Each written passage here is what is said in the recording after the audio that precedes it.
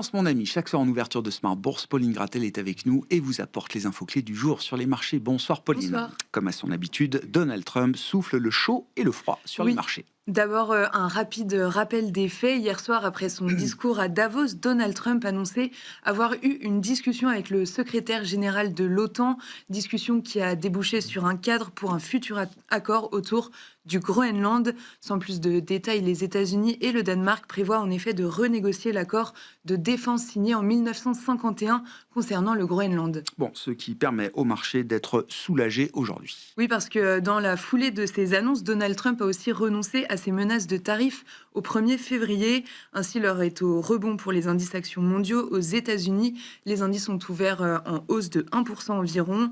En Europe, les indices se reprennent aussi. Presque tous progressent de 1% ou plus.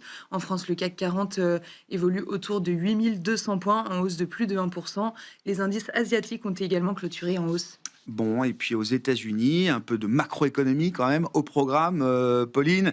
Après l'absence de chiffres pendant toute la période de shutdown, on retrouve quand même des données un peu plus fiables, peut-être pour mesurer l'activité et l'inflation aux États-Unis, avec notamment l'indice Core PCE publié aujourd'hui. Oui, c'est la mesure d'inflation préférée de la Réserve fédérale. Les indices PCE et Core PCE ressortent tout à fait en ligne avec les attentes et stables par rapport au mois précédent. Les deux indices montrent que l'inflation progresse de 0,2% sur un mois et de 2,8% sur un an. On a aussi pris connaissance de la seconde estimation de la croissance américaine. Elle progresse de 4,4% sur le troisième trimestre, un chiffre légèrement supérieur à la première estimation. Bon, et puis les réunions de banque centrale vont revenir et reviennent assez vite dans les radars avant la Fed la semaine prochaine. C'est la Banque de Norvège qui rendait aujourd'hui une décision. Oui, elle a opté pour le statu quo, maintenant son taux directeur à 4%.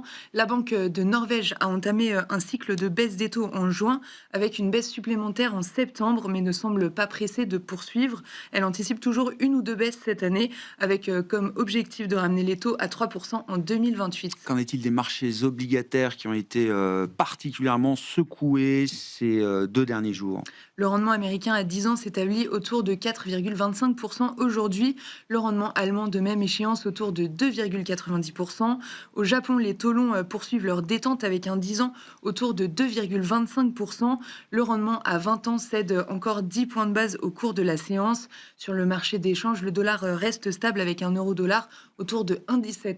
Du côté des entreprises, avant d'évoquer la séquence de résultats, il faut parler d'Ubisoft qui connaît une nouvelle journée de déroute boursière. Oui, c'est la chute du jour en Europe. Ubisoft s'écroule, moins 30% sur la séance avec un titre au plus bas depuis 15 ans.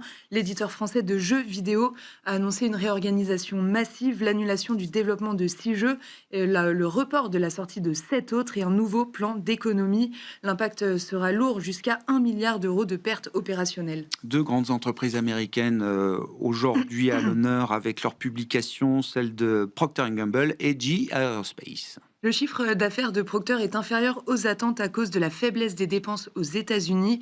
Les prévisions de croissance pour 2026 sont toutefois maintenues. Le titre est en hausse de plus de 2%.